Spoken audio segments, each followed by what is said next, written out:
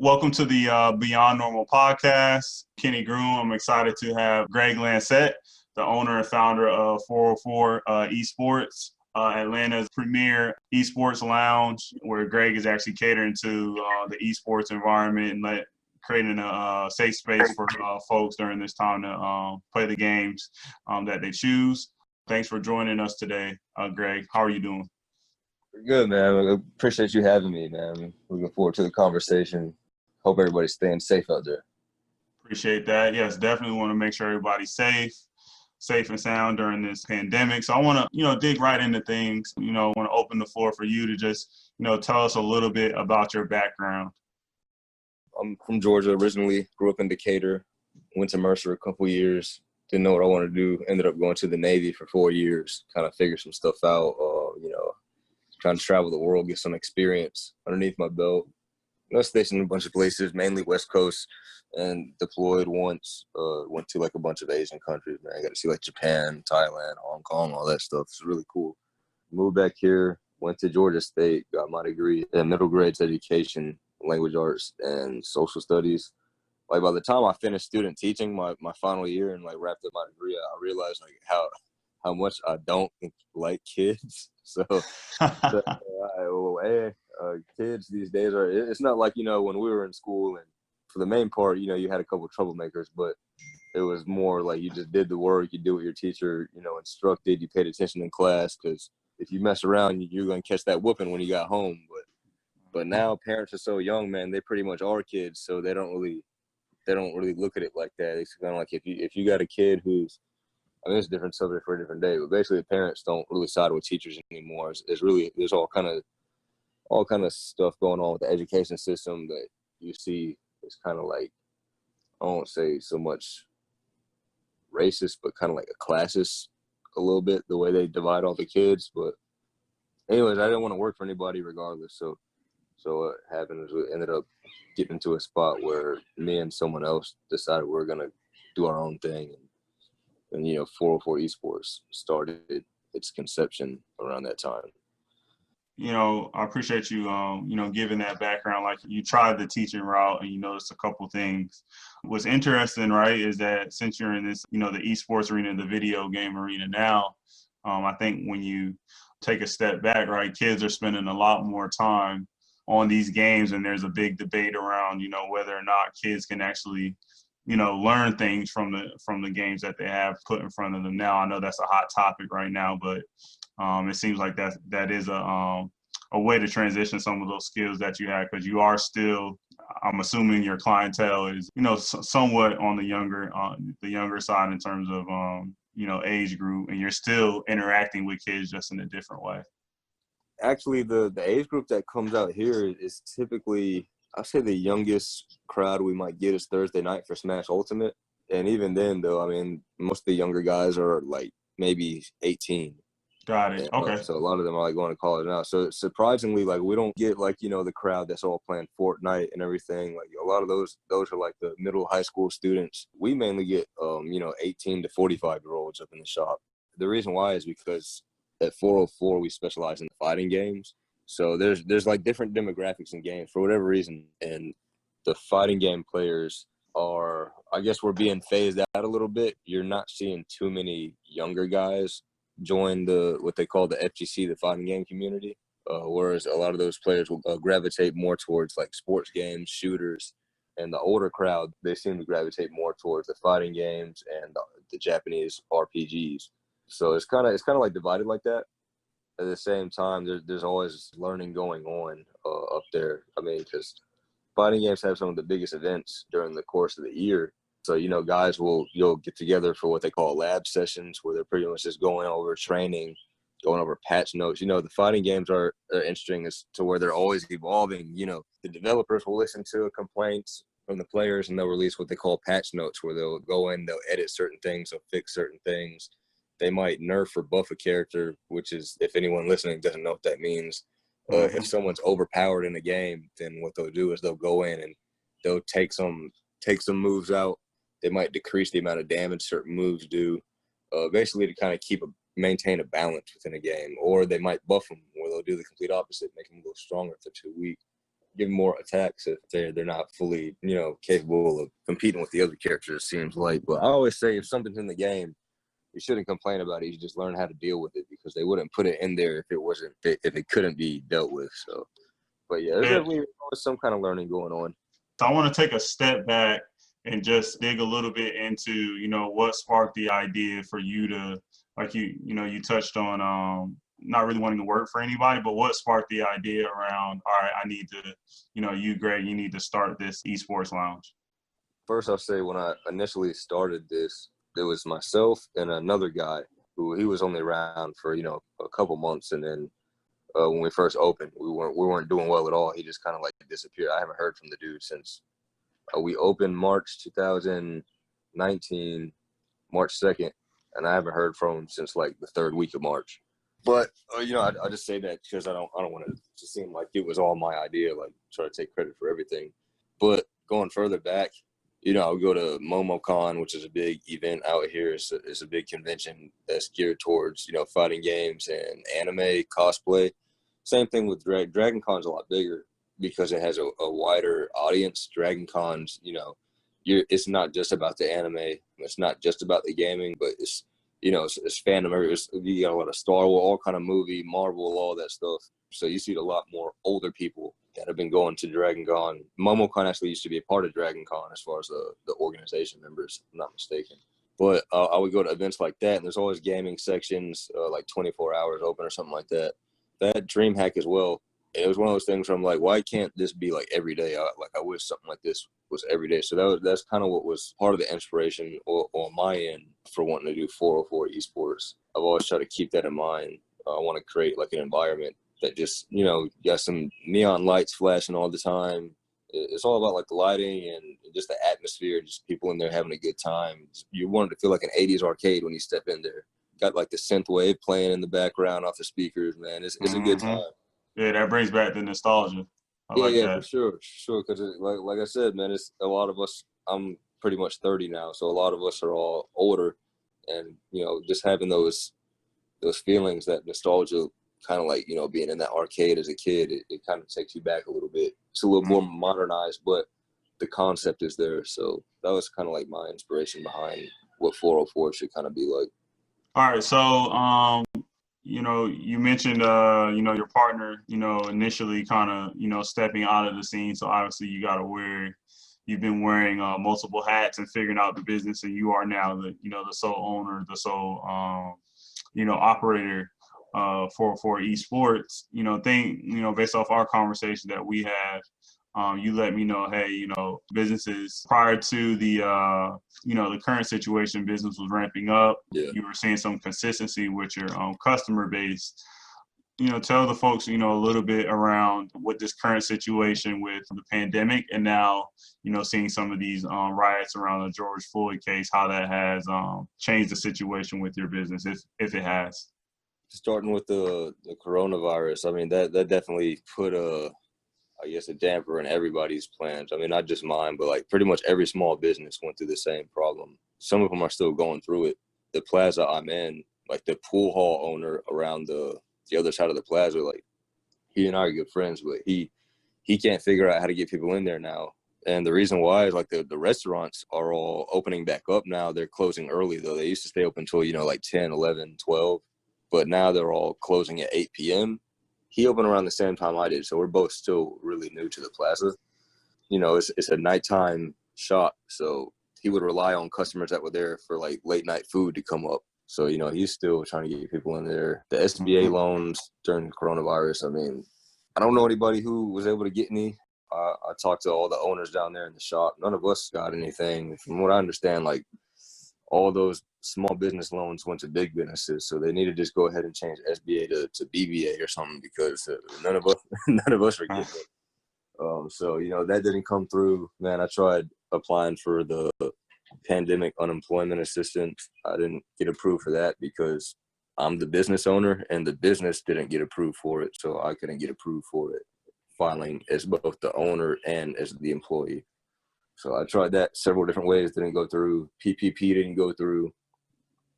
So like after 3.5 months, I could either do nothing and just file for bankruptcy, or I could just open back up. And and hopefully people are, itching to get out the house and are ready to start getting back to, normal life. Just accept like this is the new normal, bring that mask with you, stay clean. I mean, we sanitize the shop up and down before and after, hours of operation, body temperature scans, hand sanitizer station upon entry, no cash. It's all like electronic transactions. So, I mean, that's about as good as we can control, man. I try to keep it as clean as possible in there and try to make people feel more comfortable. As far as the protests, since we're not actually like downtown Atlanta, and I'm assuming this is probably the case for every state or every major city. I know the riots are all happening downtown. We're on the outskirts. If you're familiar with Atlanta, there's basically a perimeter. We're like on the outskirts of the Atlanta perimeter, where kind of like nothing really happens. We're actually in what's called Old Koreatown. It's mainly an international village. We'll get to that later while I'm out here, but people really only come out here if they want to get like, a variety of different Asian food or Hispanic food or something like that, or go to like, those types of businesses. So there hadn't really been any much action. I mean, Chamblee High School out here, they did a protest, but it wasn't anything, crazy. It was just all their students were like, out on the sidewalk holding up signs. Mm-hmm. No, I appreciate that. That feedback around the current situation. And, one thing that I think that's, great from what you just told me is that, you're leveraging all the tools, right? You tried the SBA, the loan process. Obviously, you didn't get that. So now it's time for you, right, to kind of roll up your sleeves. And I commend you for that, and just making sure your business is as streamlined as possible, right? Using all, like you said, the electronic payments, wiping things down. This is really the new normal, right? For not just your business, but all businesses are going to have to go through some form of this moving forward. So appreciate you just kind of realizing that early, and then just put your best foot forward. And it sounds like you're seeing some of the traffic, come back into your location with folks getting a little bit more acclimated to that new normal that we all have to live in, at least for, right, 2020 is what we're saying. We're not sure what 2021 will look like. You touched on a little bit around just the area that your business is currently located in, and you mentioned kind of their other business owners like yourself. It sounded like you mentioned minority business owners. So talk a little bit about what the experience is like being in a business district where there are other minority businesses, and do you think there's some benefits to being in that kind of environment? Yeah, so the environment. So I'll just start with the plaza. I mean, the focal point of the plaza is kind of shaped like a giant U. So if you're looking on, I guess, the inside ring of the U, the very center of it is what's called Super H Mart, and it's an international Korean grocery store. So it's really popular. You got a lot of people that go shop over there if they're looking for certain foods or certain brands that they can't get. Just go on a Kroger or Publix, something like that. And then you got a handful of Japanese restaurants on to the right of them, and then to the left of them you got a handful of other Asian restaurants. You got like a Laos spot that's kind of like street food, and then you got Conch Heaven, which is like it's a Caribbean spot. And then you got Haru Korean Fried Chicken, which is it's one of the newer businesses to open up. You got Miss Gogi, which is a Korean barbecue spot. Going back to the other side, the 3 Japanese spots. There's a bubble teas place. There's like a Taiwanese dessert spot. There's a couple of those actually. And then on the back side of the U, a lot of those people don't even know we're back there. The people that come to 404 are mainly just like they found it on Twitter or something like that. Instagram, Facebook. So it's actually kind of weird that the people in Doraville, most of them don't know that 404 is back there, which is something I'm trying to do better of this year, is like finding a way to promote to the actual locals over here. But it's really hard to do for a bunch of reasons. But the area itself is cool because it kind of fits in with the gaming culture that we have, especially with the fighting games.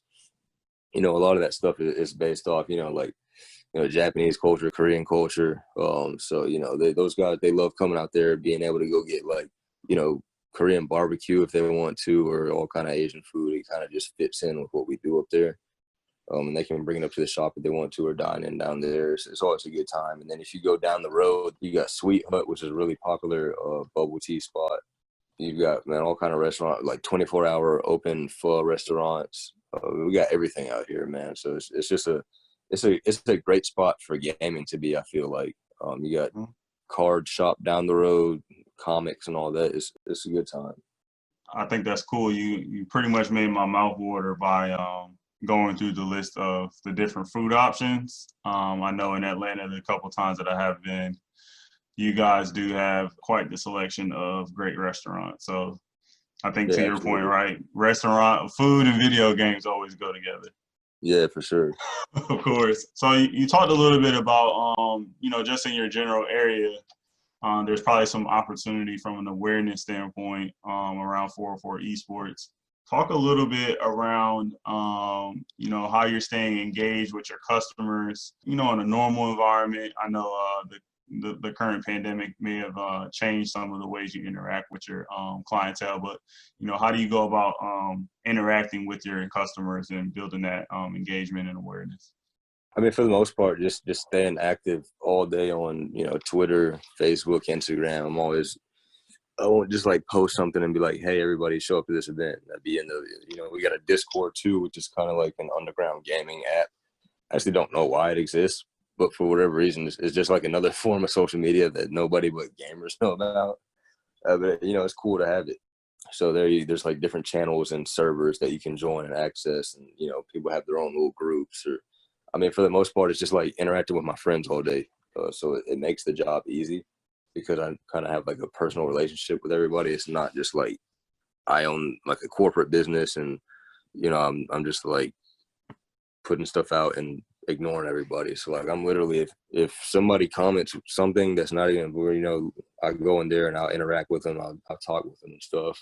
I think that's one of the key things you have to do is just always have a presence, with your customer base or your player base.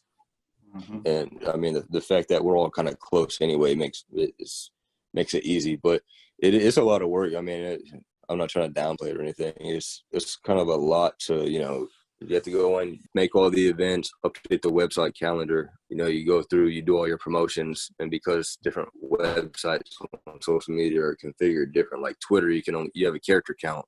So what I can get away with saying on Facebook and Instagram, I have to like figure out ways to shorten it and cut it, but still get the main details and points across about whatever event's going on, because we have events literally every night of the week, except for the days that I'm closed, Sunday and Monday. So doing that over and over and over repetitively, and then once you make the event, you get it posted everywhere, get all the right tags on it so it's seen by the right potential new people.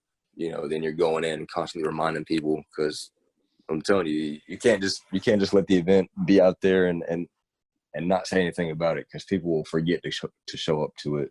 So you constantly have to be like bugging people, be in their ears like, hey, don't forget, every couple hours.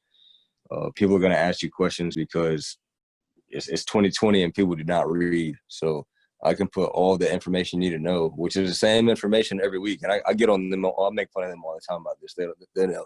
So they're not going to care if they hear this and they see me say it. But like, people are lazy. So I could go on the tournament page, and then also on the post, I could say, hey, doors open at 5 p.m. like we always do. Tournament starts at 8, like it always does.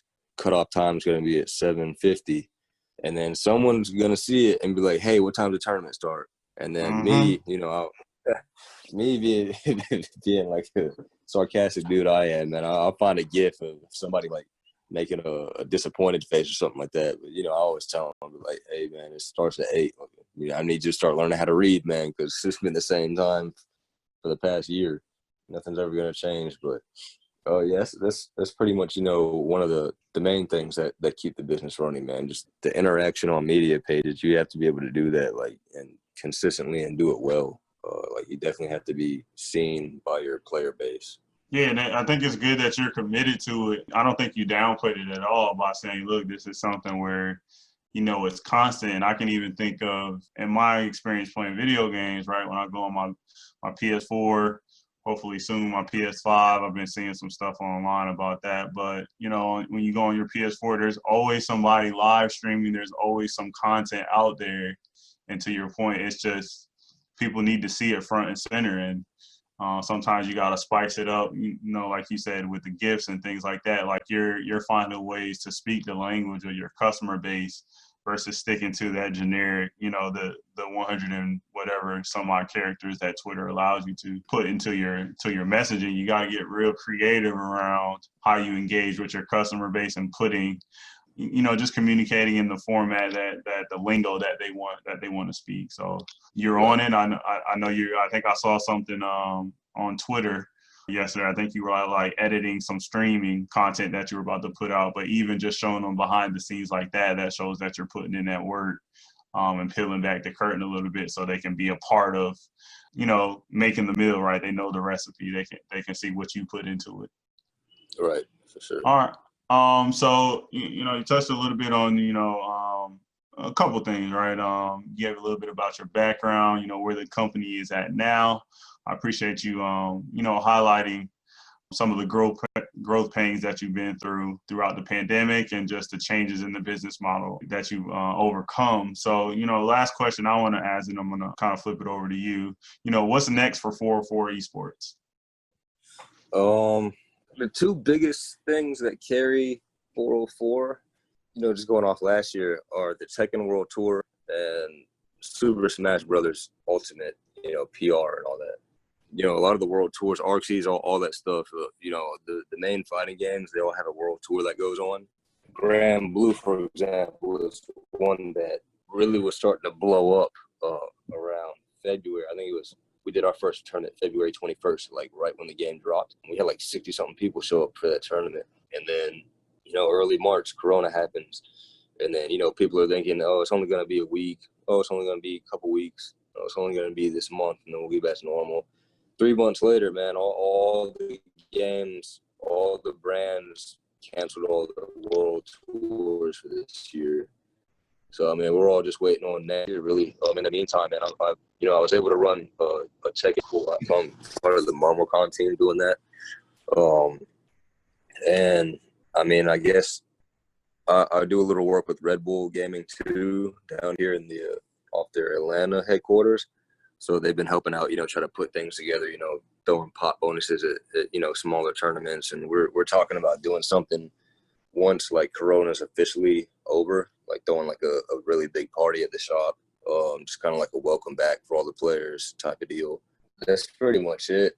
It's really just waiting everything out, and our fate's kind of in the hands of the publishers of the games. Like I need to see what, Namco and Bandai is talking about as far as when the Tekken World Tour is going to get started back up, or, what's going on with, the Smash Bros, what's going on with all the Arceus games, which include, like Dragon Ball Z or Dragon Ball FighterZ Grand Blue. So we'll see what happens with this. Like Mortal Kombat was a big one. They just got dropped from EVO, which was a really big story. Mm-hmm. And EVO's going to do all their stuff online. All the Masters events that were part of the World Tour, some kind of threw in the white flag. Some of the ones that are later in the year, they're still deciding if they're going to be online or they're just going to cancel altogether. But even if they do online, it doesn't count for anything because the World Tours are a no-go. So they're really just doing it because, out of people just wanting to do something. Mm-hmm.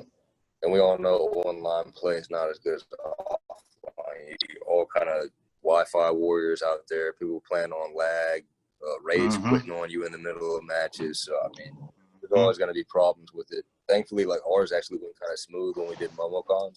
We'll see what happens with it. Hopefully, sooner than later, we get back to the normal schedule. Yeah, appreciate that background. So, if people, last thing, let people know how they can keep in communication, learn what's new and popping with 4o4 Esports. If there's anything you want to close us out with, I'll give you that time now as well. All right. If anybody wants to, check us out, it's just 4o4 Esports everywhere. If you're looking it up, it's number 4, letter O, number 4. It's not actually a 404. But yeah, Twitter at 4o4 Esports, Instagram, Facebook, same thing. Website's 4o4esports.com. That's pretty much, I guess the last thing I would say is, for, I guess, anybody out there wanting to start their own thing, there's all kind of crap you got to deal with when you're starting up a business, you're definitely not going to be successful overnight, man. I went through all kind of growing pains, man. I made every possible mistake you could make starting out, and thankfully, like, things started to click like right on time. But like the first 4 months were horrible. They were a nightmare, man. Like, I was already planning out like how I was gonna file bankruptcy and everything. It's definitely a lot of work. And don't listen to those motivational speakers on YouTube, because those dudes don't have any experience. They're just gonna tell you, you know, the most generic stuff. Oh, try hard, don't give up, reach your goals. It's actually not gonna help you at all. But yeah, man, if anybody's looking to start their own thing, man, just stick with it and do it by your plan. Because, well, during that time when things were rough, I had a lot of people saying, oh, well, you know what, you need to do this, you need to do that. And the problem, if I had taken that advice, the problem is people don't see the same vision as you. They want you to run your business the way they run theirs. There was a lot of business owners that I was talking to at the time. So, you know, I talked to the guy down the hall. He was like, oh, see, here's what your problem is. You need to be focusing on like these 8-year-olds and such. My vision wasn't to run like a daycare center that happened to have video games, and you know what I mean. So like, I just stuck with it, and eventually people started coming, and then, you know, I was able to do what I want to do. But that's my main thing. If you're, you know, that applies to anything really. Just see whatever you're doing, do it your way. Don't let anybody influence you. I mean, take advice if you want to, but people don't see everything through your perspective. So your vision, they might not see it the way you see it, or you might not know how to explain it the right way, but whatever's in your mind, just try to make that happen. And if it doesn't work out, at least you can say, hey, I did it my way, though. If it doesn't work out and you did it somebody else's way, then you're going to be looking back saying, man, I should have just stuck with it and seen what happened. So always live by yourself, die by yourself. Yeah, I appreciate all this feedback. Like you said, you went through this process of learning your business, and you didn't know everything at first, but you're figuring things out. And, you know, as this economy opens up, you're going to be, you know, one of the leaders that people are looking at to figure out how to do some of these things. Because certain businesses, you know, they did, you know, over this last 3-4 months, they closed down, right? You know, Yeah. just kind of see what the lay of the land is. The spoils, I guess, of, you know, this current situation, or the rewards, the treasures are going to go to those who figured out how to grind through the current situation that we're in. You know, I appreciate you joining and giving this perspective. Thanks for tuning in to the Beyond Normal podcast, everybody. Yeah, appreciate you having me, man. Appreciate y'all. No problem. Thanks for tuning in to the Beyond Normal podcast. I can be reached by cell phone via call or text at 980-263-9921. I'm interested in connecting with other business owners across different industries and looking forward to the conversation.